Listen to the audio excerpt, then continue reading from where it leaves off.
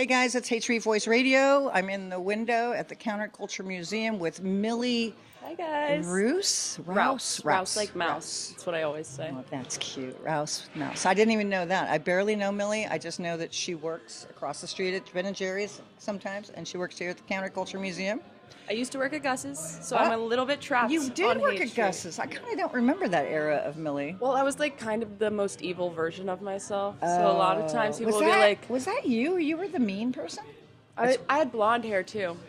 Whoa. Yeah. So anyway, this is Haight Voice Radio, and we're doing kind of a new series. Thank you, Thor, for this idea, which is called Rising Voices, which is because, as you well know, working at the Counterculture Museum, this has been going on a long time, but we're stepping into a new era. A lot of the old guard is passing on, or as Bobby Weir used to say, checked out. They've checked out. Yeah. So kind of want to we're going to check in with Millie and see how she feels about counterculture and working here. But I'm going to read the little spiel. So it goes, welcome to Rising Voices, messages from the modern, new, I don't know if it's modern or new, counterculture. I'm Linda Kelly, Haight Voice Radio. The Bay Area is always represented kind of like, let your freak flag fly and all of that. And we're in a moment of change. We're always in a moment of change, as George Walker from the Merry Prankster said, change is, without change, we're nowhere. Everything's changed. So, Rising Voices is a space for conversations about where we're changing, how we can help change happen. And so, welcome, Millie. Thank you. Sorry, I'm reading from my paper, but You gotta do what you gotta do. Yeah. So, you know what? Let's just. Hi, Millie. Where are you from? What's your story? Okay. How'd you end up here? So I am originally from Atlanta, Georgia. What? And a lot of people say that and they don't actually mean Atlanta, but I grew up like in this city. I grew up in East Atlanta Village, very much like the Haight Ashbury of my city. Wow. So, like you say, let your freak flag fly. It's hard to say. It really is. Flag fly. Let your Anyway. fee-fi faux fum. And I've always done that. So Yeah, it's good. We like I don't know. goofs. We like mess ups. yeah, So, and wow. then started going to school at University of San Francisco, studying art history and museum Yay. studies. Yay. And then ended up in this neighborhood probably 3 years ago and haven't gotten out since. Are you still at USF? Yes, I am. This is hopefully my final semester. Nice. It's a great school. I love St. Ignatius. Oh, I love the school so much. I mean, honestly, didn't know Shout it. out to USF. Shout out USF. Love the school. It's beautiful. Love my education. My program's amazing. Like, it's given me so much experience. Landed me this job here. So, I love it. Yay. Awesome. Okay, so welcome again. Thank you. And so just tell me, so how old were you when you first came here then to the Haight I Ashbury? was 18. I was Did 18. you know about like what it was, the history, the dead, the whole thing? Like, Well, I grew up in like a very kind of hippie household. Yeah. My dad's a farmer slash chef, so grew up a on farmer like, chef? A farmer chef. He quit his insurance job to become a Something farmer. fell off the wall, guys. Something fell. Yeah. It was too magnetic in here. Something fell, but something fell for my dad, and he decided to leave his insurance job and start farming. And then that farming turned into a restaurant. And my mom's always worked in agriculture, so we've always been like very slow food and like very just involved in like this sense of like community almost. And so, I mean, I don't know. For me, counterculture has always just been about like hanging out with the people who support you and that you support, and just kind of like not living in a singular existence. It's like you're always a part of this like sort of web. And anytime I go home to Atlanta, it doesn't matter like what restaurant I'm in, like I'm not paying for my food because at some point my dad was there for them and he was, I don't know, it's just like that kind of So it really is about community. Yeah. And who it's like, somebody said it's not who you know, it's who knows you kind of thing. which is Exactly, and I fun. feel like And I here- love seeing Millie. Like I said, I've seen her around here, and forgot she worked at Gus's. Maybe that was her evil stage or yeah, something. that was my alter ego. But it's really fun to walk around here. Sorry, this mic goes up and down. To walk around here, and we just say hello to each other. Hey, Exactly. Millie! Like we're yelling across the street or whatever. Exactly. And it's like, even just those highs or hellos, it's like without those, we wouldn't have got to this moment. Even if in that like 5 seconds it was so passive for us, it's like we still eventually got to this place, which like, it was such a small thing. It like was so unintentional and then became very tangible. And I think a big part of it is being kind. It's not that hard. It's just don't be I want to make a T-shirt that says "Don't be an asshole." It's not that hard. I will wear that T-shirt every single day. It's like, Whoa. Maybe tattoo it on my forehead. I think there's a fear. We're just this free-form radio. It's a podcast. I just don't like that word. Like, it's not, you think people are afraid to say hello to each other? I think like there's We're in a kind bubble, of, clearly. yeah. There's this like lack of like, I guess, social freedom, it feels like nowadays. It's like, I feel like most of the times that I am talking to people and saying what's up to people, it's not people within my own age range. It's like there's kind of this more standoffish approach to like being approachable. Yeah. It's like you care too much almost, and there's like this nonchalant epidemic that's like taking over society where it's like, oh, I don't care enough, but it makes me cool. Right. Oh, she's a dork because It's she's like being nice. apathetic. Like It's she's just being like- nice. What a dork. Literally, and it's almost just like, that's not, no bueno, no, people. I mean, I've always just existed in this space where you can't get by without the people around you. And maybe that's coming from like being a middle child and always counting on either my younger brother or my older sister, but it's like, you aren't you without the people around you. And I feel Exactly. like that's exactly how we've gotten like all of these different like progressive changes throughout the years in society, especially talking about the different social movements that we do within the Counterculture Museum. It's like these are all based within community, based within people coming together and maybe not discussing always the same ideas, but at least having some Conversation. Exactly, like a conversation. Right, okay, that's a good segue. What would you like to see in the window here? I mean, this is a pop-up for now, is one, this wonderful pop-up at the corner of Haight and Ashbury in the Counterculture Museum. But what kind of conversations would you like to see? I'm really excited about talking. Do you mind asking, I can't talk.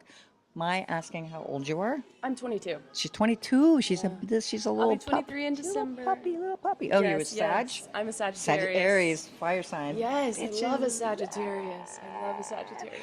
No, They're you're a everything. Sag. Yeah. I'm an Aries. Oh, I'm an Aries We're rising. fire. No, I'm a Sag moon. Oh my Oh my heavens. God, Jesus, Linda. here we go. Woo, the place is gonna No, explode. literally, I'm starting to sweat. Oh, I feel it. I'm wearing my usual half, whatever. Just a little bit. But who would you like to see, or what conversation? It's not even matter who. It's just like what. I feel like about reinvigorating the hate. I think like, yeah, we've always got people walking around, but almost like it feels like somewhat of a strip mall.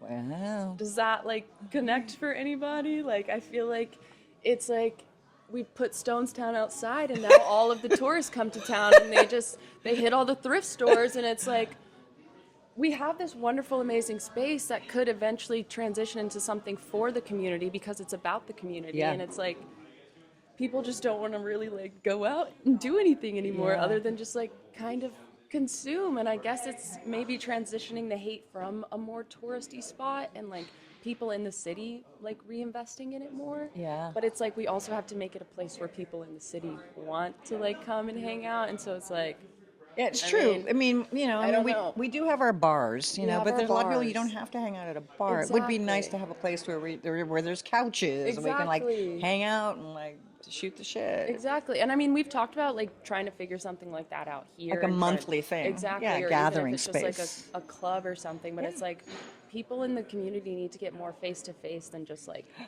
when we bump into each other on the street or like when we run into each other in the grocery store Yeah. or like I'm outside smoking and you're running Yeah. to work Yeah. or I'm running to work and somebody else is outside smoking. It's just like Exactly. there needs or to be our more buddies, of, like- good buddy Steve and Eleni are singing and playing banjo exactly, and somebody's mando. dancing and I'm sprinting back home. Me, I'm always Literally. sprinting. I'm Either always one of running. us is running Fire, one way. because we're fired. Literally, That's I why have we're to get to where I'm going.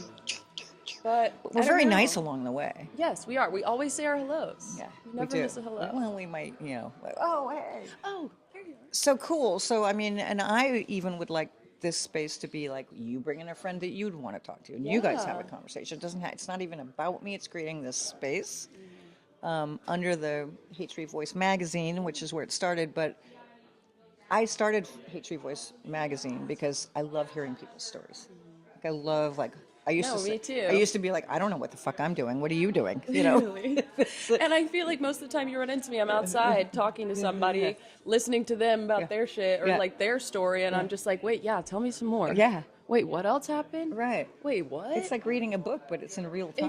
Exactly. And then turning it into like something else where it's like I don't know, again, connect with this person and it's like another hello. Yeah. And like just stacking hellos. Yeah. Like That's I'm putting in my exciting. savings That's account. exciting. So that's really exciting that somebody at 22, because I lived in this building when I was 21, in this building, ladies and gentlemen, I've said it a million times. When I used to God have the bless radio, this I would building. point to my bedroom up here, and now I can't really say the address because now the owners live up there, which is hilarious. In my old apartment, which is completely weird.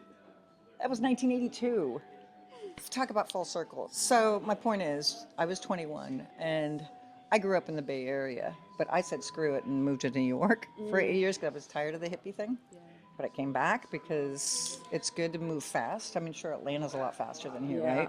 Well, I Probably. mean, like Atlanta's. Like, let's talk about the difference between the two Okay, yeah. for you. Well, for me, Atlanta, and like a big part of who I am is like I come from a biracial family, and like my mom's black and my dad's white, and so growing up in Atlanta, like I think the experience is very different than living in the Bay Area. Like it's kind of like when I got to specifically San Francisco, I'm like, where are all y'all's black people? Yeah, it's not very, I know. And so it's also just like I think growing up in Atlanta, when we're talking about the 1960s, the conversation is completely different. Yeah. And so my whole basis of like coming into the counterculture was like based on Martin Luther King, John Lewis, and like all of the fundamental civil rights leaders in the South, and like having that backdrop and then coming to such like a completely different mixture of like ethnicities and different kinds of people. It's like two completely different like I mean, yes, obviously two completely different histories, but it's like the like kind of way that I fit into the story in California is very different, if that makes sense. It's Yeah. like I'm coming in here with like no deeper understanding of like what it's like to grow up here as I'm losing You have like myself in my 4 words. antennas instead of 2. kinda? Exactly, Yeah. exactly. And so it's Yeah. just kind of like, I don't know, I've always grown up like, I feel like with this kind of, not want to say ally, but like I've just kind of been undercover a little bit because Yeah. of like I sense that about my you. identity, where it's like, I don't always like speak the way that I feel because I'm like, okay, maybe I know I'm not going to change your mind. I know I'm not going to change this conversation, but I would love to hear the way that your brain works. And so I think coming from Atlanta, like it was really easy to like find myself in positions where it's like, oh, you think I'm that kind of person and I'm not that kind of person at all. And then moving here to California, it's like 10 times deeper Oh, yeah. in the sense of where it's like, oh, you don't have that interaction, so you don't understand that specific nuance, where it's like, But what do you do with that information? If it's, does it like, you know what I mean? Like, do you process it, or do you ever want to get like angry about it, or you know? well, what I I mean? feel like that's the thing. It's like it's not necessarily like my place to get angry about it, and it's also like the way that I see anger. It like it doesn't do much, but like keep you in this one stuck place. Right. And so I feel like trying to get to the understanding, trying to like get underneath somebody's skin and almost in their brain and be like, wait, how are you connecting these dots? Right. Like, how are you getting to this thought? And then being like, yeah, let me spit it out. Let me tell you about it. And so I don't know, I think moving to San Francisco and being in such like a fast moving city in the sense that there's public transportation, there's a bunch of resources in the way that there aren't in Atlanta, and it's like you can't really go anywhere in Atlanta unless you have a car. It's like a lot more singular. And so I think the people that I started to connect with that weren't necessarily like my age started to be the people who like I just started to associate with the areas, like specifically like Father Dan. I love Father Dan. Shout out Father Dan, we love Shout you. out Father Dan. I was just talking about the Haight Street Fair, and every single year at the Haight Street Fair, I can see him standing there at his booth. Oh, yeah. And like he just became this kind of symbol of a certain area for me, and then I connected with him, and then it feels like one route set. Yep. And then I meet another person, Oh. like for instance, like Bo. Love Bo. Oh. Bo makes coffee at Gus's, and I've known Bo for about 3 years now, and like And he works with my buddy Ukraine. He calls me America. I call him Ukraine. I don't even know his real name. Bo Dan. I don't know his name that- either. I don't know his name. I know Ukraine. exactly. I have no idea what Okay, his name okay. is. He just doesn't speak to Anyway, me. yeah. But it's Anyway. like another route set, and so I feel like Shout out to Bo. Exactly, shout out to Bo. Yeah. Transitioning from a place in Atlanta where it's like how I said my dad created this web for me, my Yeah. mom created this web for Yeah. me. It's like slowly making it on my own Yeah. without any kind of like historical connection to the city. And it's been really eye-opening and like trying to understand the kind of people that you do want to be around and Yeah. just like kind of how like martyred a lot of people feel by themselves. And so it's just For like what they feel? I didn't hear martyred. you. Martyred.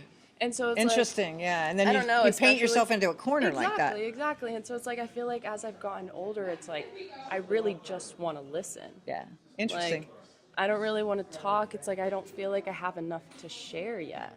You're doing a good job right now. Thank you. I'm trying. Talk it out, Millie. Talk it out, Millie. I know, I'm like Talk talking it out. up Talk it over out. here, but So Jerry Garcia just came on, singing Ripple, and when you were talking about community and connecting, and you called it setting, what do you call it? Planting your... like setting roots. It's Setting like a not root. even Like, there's all of one them. root. It's like one at a time. But I love that. It grows out of you. Like, Kind of like mycelium of a mushroom too. They just grow like little antennas exactly. everywhere. Just like But one here, Jerry one there. Garcia, the Grateful Dead, the whole thing in the '60s was about like strangers stopping strangers just to shake their hand, like, you know, connecting with just humanity. Really, not like going out of your way and being a weirdo, like hey, and scaring people. Like, but grabbing people off the street and being like, I have to talk to you. It's just like a cute shoes. yeah, or yeah, Cute hat. yeah. Cute as fucking hat. Thank you. Well, I mean, not for that, but for doing that, or like a lot of the street kids. You and I both know a lot of them, and I think there is this sort of, again, this is freeform. There's a lot of the street kids that are wonderful people. Dude. Street housed, unhoused, whatever. And I love them so deeply. Like, I think working at Ben and Jerry's and working here has like given me such an opportunity to like connect with a lot of people that like I wouldn't necessarily be friends with. Like one of my really good friends, T, we'll call him. It's like 6'7", insanely terrifying human being, but he is literally the most intelligent person I have ever met. We'll sit and talk about books. He's introduced me to so many different books that I never would have read, like without talking to him about it. So many different songs, and it's like somebody I never would have talked to coming in and being like, "Hey, can I get some ice cream?" And me being like, "Sure, I don't care." Yeah, I think a big part of that. Hey, a big part of that is improvisation. Sort of like, oh wow, I'm digging I'm picking up what you're laying down. Like, oh wow, there's a connection here, rather than, oh, that person's homeless and categorizing them. And it's also it doesn't even like- have to be a homeless, it's just anybody really. Yeah, and also it's just like, I don't know, kind of taking that connotation off of it. And like, for me personally, like, I've never really like, I don't know, what you come from doesn't define who you are for me, ever. Never has. Like, we've all got our own shit, we've all got our own struggles, and people make beautiful things out of that. Yeah. And so it's like, no matter what your situation is, it's like, I just want to get to know your brain. Like, I just want to get to know your brain. I want to know how you work. I want to know how you Curiosity. think. Curiosity is a Exactly. big thing. It's like, And it's let's, like- let's see what's up over there. And What's going showing on? that interest can bring you like so many beautiful things. And it's like, I've been in situations where like I've needed the people like on the corner to help me and Yeah. to look out for me, and like without questions asked, driving me home, without questions asked, walking me home. Yeah. Like just standing outside the door while I lock up or something like Yeah. that. Like, It's I don't know, beautiful. just handling business for me that they know I can't handle on my own. Mm-hmm. And then like just being an ear to bend when they need it. Yeah. And like, I think that's more than a fair trade. Absolutely. I love that. I love all of this. My thumb's stuck. Okay, so we're gonna go for the script again. All right, script. Okay, your personal origins. Okay, the work you're doing now. So tell me about working here. Like, what do you have any stories or anything you want to share? Well, By the way, thanks Jerry and Estelle for this incredible space and for hiring Millie and Brandon. well, I love working here. Like said multiple times in this interview, I work across the street as well at Ben and Yes, Jerry's. yes. And so Shout out Ben and Jerry's. last year when they were building this place out, I was like, museum. I see museum. I need museum job. Museum. And so every day I'm like showing up at the door. I'm like, Hi. how's it going? Hi. How are I things? would love to work here. I have my resume. Hi, do you guys need help? Are you looking to hire somebody? Hey, do you remember me? Mind you, I'm also like, I'm bleach blonde at the time that I'm nonstop pestering them. Yeah. And then finally, Estelle, she emails me while I'm like on vacation. I've been manifesting all summer. I'm like, I will work at the Counterculture Museum. I will work Manifestation. Hey, there's Brandon, Love but don't look. Hey. But so she emails me and she's like, hey, we'd love to interview you. Da da da da da. We get on the interview. She's like, how do you feel about counterculture? Like, what does it mean to you? And me coming from like, I said I was 22, guys. Like, fuck me. Yeah. I said, oh, I love like the Riot Girl era. Like, I love like just punk music. Like, I feel like it speaks so much to like new wave feminism and just like I don't know, I'm always coming from like a feminist corner, sue me. And Estelle's like, well, we're really mostly talking about the 60s, not Sleater-Kinney. And I'm like, yeah. So eventually they give me the job. I show up for work on my first day, dark brown hair. I'm like tapping Jerry on the shoulder. I'm like, hey guys. He's like, He didn't even know who. Oh can my I help God. you? Oh my I'm like, God, that's hilarious. I'm here for work. That's hilarious. Oh my God. Yeah, it was really sweet, but I don't know. I just feel like I've really become part of like, we are very much a family here. I And feel you, like, you like, probably learned a lot. I have. mean, I've you're learned educated. a lot, and Yeah. like, especially like just the opportunity to sit here and like be a part of so many cool things. Like the first event that I got to work was with Dr. Dave. Yeah. David E. We Smith. love you, Dr. Dave. Love Shout you, out to Dr. Dave. He's amazing. We love And you. I happen to have the same name as his wife, Millicent, and yeah. so he signed a book to me, like, great name, peace and love, Dr. Dave, and like honestly, like just such a cool moment, and like. And for I the don't know. listeners, Dr. Dave is the founder of the Haight Ashbury Yes. Haight Ashbury Free Clinic in 1967. I think we've got his get a book little peace somewhere sign. over there. Free healthcare. Healthcare is a right, not a privilege. Great book. We love you, Dr. Dave. He took care of all the people, all the young kids that were coming here, and maybe getting tripped out on too much drugs, or Even if you just needed to wash your ass, he was yeah, taking or they care were of you. they were just didn't have anywhere to go, or all of that. It's compassion. I think compassion is a big, It's a big like gear within the machine that exists within the Haight Ashbury. It's like without compassion, it's like there wouldn't even be anything here. This wouldn't be a community. And like seeing him speak about it like last year, it's just like he's not a spring chicken anymore. And it's like he still has the exact same fire about just making sure that people have their basic human rights and Yes. needs. And so it's just like it's incredibly inspiring, but also kind of heartbreaking because you know that so many people sell out from these ideas eventually, but like him continuously being a reminder. just overwhelm. I mean, clearly, and it's not Exactly. just San Francisco, to set the record straight. I mean, there's homeless people in Paris. There's homeless people in every In major Atlanta, city. there's homeless people everywhere, Yeah. and it's like just choosing to look at somebody and be like, you don't just deserve this, like you like being alive, you've earned this, like, and it's not my place to deprive you.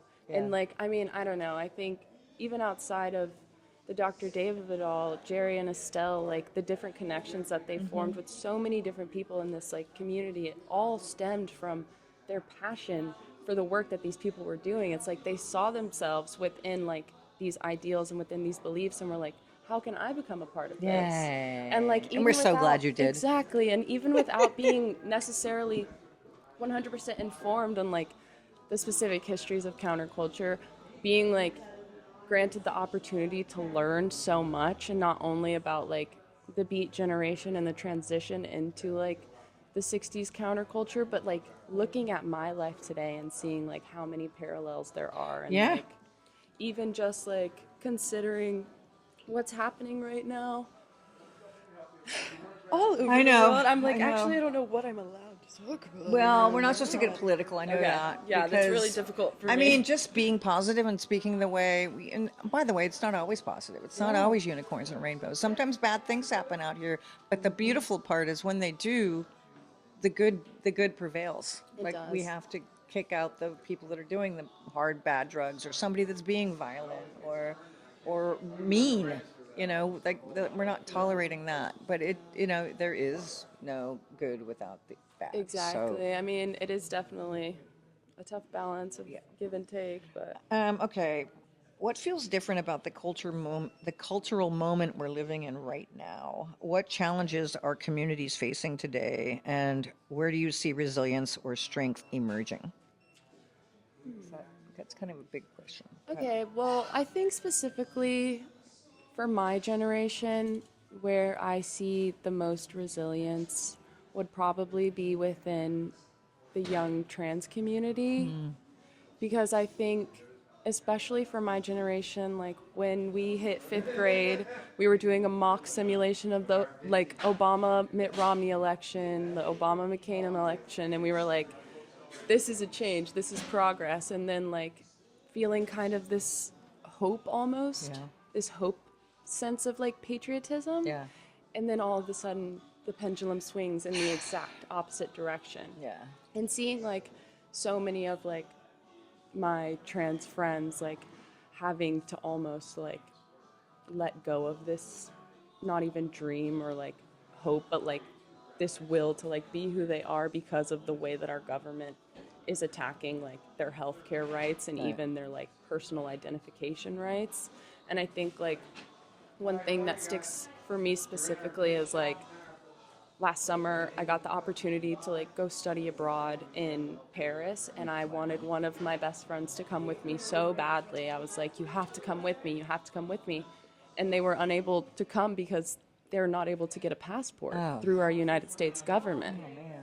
And it's like they've had their correct like gender identification on their legal documents up until this like most recent election. It's like they're no longer valid or On that real. note, that's horrible and is obviously so wrong.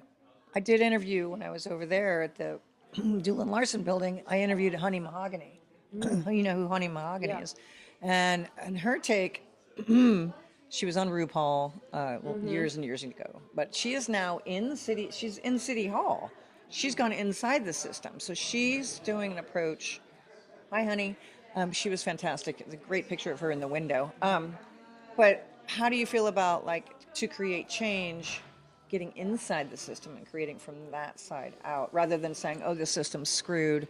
I just thought maybe we'd tap into that a lot without getting political. No, totally. I feel like that's where I get a little bit messed up, because I'm like, I would love to get in there and write all of the rules. I would. I would. I'd love to tell everybody how it's going to be and be like, shut up, take it. Like, but also at the end of the day, I don't think that I'm like logistical enough for politics in some sort. I'm like, I just kind of execute from feeling most of the time. Yeah, same here. And I feel like the number one feeling is always empathy, and it's always like, fuck, that could have been me. I could have been there. Yeah. So it's like, what would I want somebody to do? Right. And so I feel like it's really easy to get an imbalance within like politics when you're always trying to think about every single different person and every single different identity. Absolutely. But I'm that person. Like, I'm always trying to think about like not only like my own personal actions, but like what this is going to do to so-and-so, what this is going to do to you, what this is going to do to da-da-da-da-da. Mm-hmm. And so I feel like if you put me in that chair, my head would be spinning faster than all of these old farts. Like, My head just went to, is there a trans population in Atlanta? They have a pretty big gay culture down there, yeah? Atlanta is like a very... Equivalent? Yeah, I mean, I think Atlanta is a very queer city. It's just not... It's not the same like historic foundation as San Francisco. Right. It's like there's a more like welcome openness within San Francisco. Elton John lives down there, I believe, yeah. He believes in Atlanta? I did not know that. Yeah. But I feel like the difference with Atlanta is like it kind of goes back to like these different like grassroots like cultural movements, whereas in San Francisco we have icons like Harvey Milk, and we have like so many different like LGBTQ plus like icons who were here, like Allen Ginsberg and like Gregory Corso, whereas in Atlanta it's like the visibility isn't as open. It's like almost like kind of put under the covers a little bit. And like that doesn't mean that one movement is more important than the other, but I think there's so much like historical trauma within like the Black community that sometimes there's an openness that isn't as easily like approachable when it comes to certain topics. And that's like not to make an automatic generalization and say that like it's not like considered good or okay, but it's just not as, I don't know, like culturally prevalent as it is within San Francisco, if that makes sense. Yeah, it seems like, well, we're a baby city too. We're like we're the Wild West. We're like where all the weirdos end up, which is why you came here probably, but I always pride myself on the fact that I'm from, pretty much the island of misfit toys. You remember that? That's the island we live on. The Jack in the Box, but his name is Bert in the Box or something. But I'm the cute little reindeer that's like, how did I get here? With the blinking nose. Literally, and she's like, no. All right. Okay, moving on. Okay, counterculture, new counterculture. Okay. Let's see. I don't want to go that far yet. Like, What does courage look like today? Probably gut tapping back. But what kind of leadership does this moment require? I think honesty. I feel like for me lately, I've kind of felt like the kid who had to stay inside from recess while I watch everybody in New York thrive in Mom Donnie's city. Like the way that he's continually showing up for his constituents, and also you see him out there every day working. No, I just feel like I think politicians need to show up. We need to see them within the community making good on the promises. And so I think honesty is the biggest part of that. It's not trying to sell me a dream. I know that we're not going to end up living in this like beautifully clean city where everybody has everything that they need all the time. No, this isn't. But maybe give me a quarter of that and follow through. Okay, we're gonna move on from that one. Like make the buses free. Just okay, we'll leave that in. It's just an idea. Like It's just a an thought. idea. It's just a thought. It's just a small thought. things We're voicing our to thoughts. increase the quality of life. Because once quality of life is improved, we start to build community. There are third spaces. How do we bring people together in this moment? What gives you hope? Kind of. I don't know. And Well, I that's think not to sound we pessimistic. bring people together here. Yeah, we're I'm gonna like- try and figure out some sort of monthly thing, maybe. I mean, I look Yeah. forward to whatever that manifestation I mean, is. like, all I can do is look at this photo behind me and think about the way that they Hi, did Jerry. it. Hey, Jerry.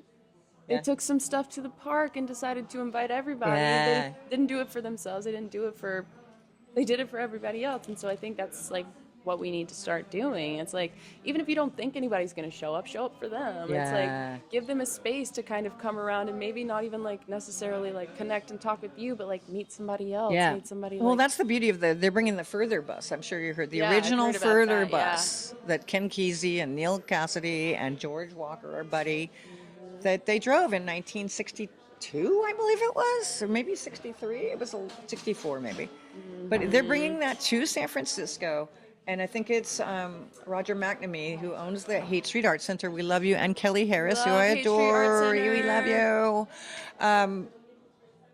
Roger said, we want to bring the bus down here so people just maybe looking at it will make them feel good for 5 Well, you seconds. remember when after Bobby died, they brought that bus and like it was parked on the street for probably like a week, 2 weeks, and it's like, I got the sentiment, but it's like people were showing up, like they were riding on it, even if it wasn't like the like generational young hippies that we see in the neighborhood who always grew up here, but it was like, Oh, the Althea bus you're talking about. Yeah, the Althea bus. When that was here, it was Shout like- out to Mason's Children. it was and kind all of those this people. like almost connected moment Yeah. where it was like people Yeah. were showing up, they were on the streets, and they weren't on the streets just because they were out and about shopping. Right. They were like, wait, what is this? Right. Can I be a part of it? Wait, can I write something? Can I add this? And then being like, oh, what are you writing? What is da da da da? And it's like just a small little moment to make that connection. It's like that song, everybody get together, try and love one another right now. Yeah, And like have a exactly. conversation, like, hey, what's up? Who are you? What's your Exactly. deal? What's your story, Morning Glory? Like, that's their hope for this.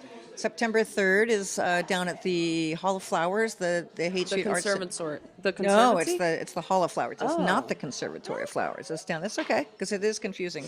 Anyway, shout out to the Haight Street Art Center for that because that's Kelly's hope and Roger's hope, is that it's a place where people will enter to act and people will share their stories instead of like just shopping or just going to a bar or whatever. But Just consuming. yeah, having. I want to consume your story. I want to consume your thoughts, your ideas.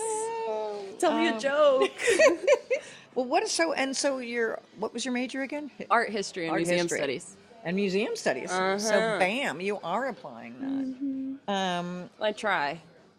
And how can we support what you're doing? I don't know if that just come into the. Yeah, just come to the Counterculture Museum. Say hey. Say hey to me. Ask me what I'm reading because I'm always sitting at the counter reading. I will put you on to probably the best book you'll ever read in your life. What she said. Tell me what you want to read about, and I'll find you a book. And if anything, I'll find Jerry, and he'll tell you a great story. Like, that's one of my favorite things is when people come into the museum and it gives him Not that Jerry opportunity. Garcia, Jerry Chimino. Jerry Chimino, Yeah. one of our founders. Yes. When like kids come in and they give him the opportunity to be like, what do you know about this book right here? And it's Howl. And then he gives him the whole spiel about how there would have never been a summer of 67 if there wasn't a summer of 57. And it's just like, just watching him continue to tell this story that he loves over and over again because he believes in its foundational ideas. And it's like, I don't know, just like a chunk of knowledge can get you so much closer to somebody else. And like, it's such an easy bargaining chip. It's such I an love easy thing that. to So keep the trade. conversation going is sort of like how people can support Yeah, you. come Support in, you come is ask kind of questions. a weird. It's like, Wave to people. See? Yeah, That's the literally word. This is wave. fun, isn't it? Fun being in Come this little on. spaceship we're in here. Yeah, I know, It's like I'm a little like- spaceship. I mean, you're used to it. A little and I'm bit. kind of used to it, but you know, it's fun to sort of like record shit. exactly. I guess I'm swearing a lot, And but also to okay. kind of see everybody from Yeah, inside wave, the glass. yeah. Like, all I actually have to do right now is wave. Okay, so probably should bring it towards the close, because people attention spans. So I have to you go back to know, work. and you do Just have to go work back so to work. hard. Okay. What message? Well, let me say this. Haight Street Voice is hyper local with a global perspective.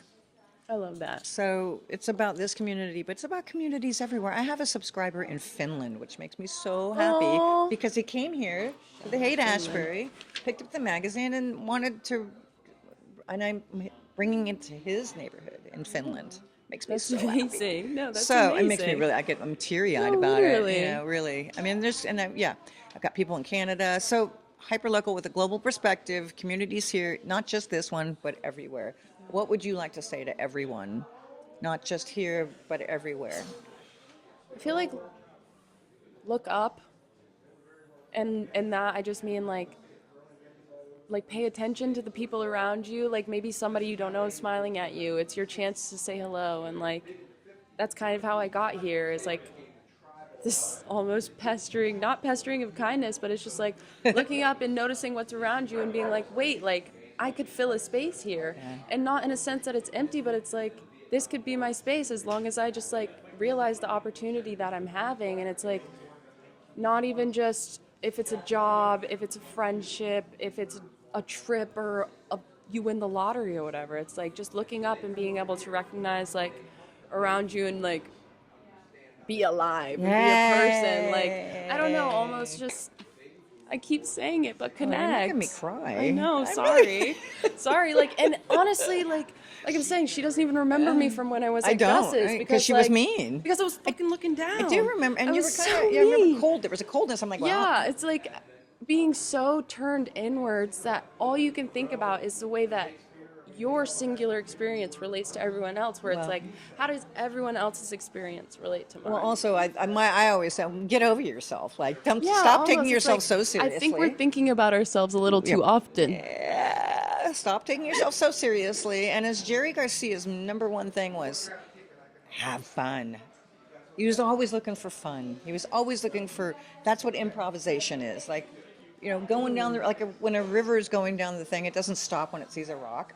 It like goes around it. You know. Just a little splash over you. Yeah. So I guess again, don't be an asshole. It's not that Yeah, hard, right? don't be an asshole. All And right. honestly, like, what's the opposite of an asshole? Like, Probably a shining light, a bright light. like I guess so. Yeah. Be a mouth hole. A star, a shining star. Show your teeth. Be a mouth hole. Show. All right, Millie Rouse like a mouse. We love you. Yes, I Come love say hi to you. Millie, everybody, at the Counterculture Please. Museum. We love you. Love you. Now get back to work. Oh, literally. She's got to make some money. Out of this hot window. Oh, careful. Don't knock anything over. All right, that was fun. Wait, give me a hug. Oh, my. Ooh. I'm sweating. Me too. Oh, yeah. Thank you. That was so fun. All right, I'll edit it and do it myself.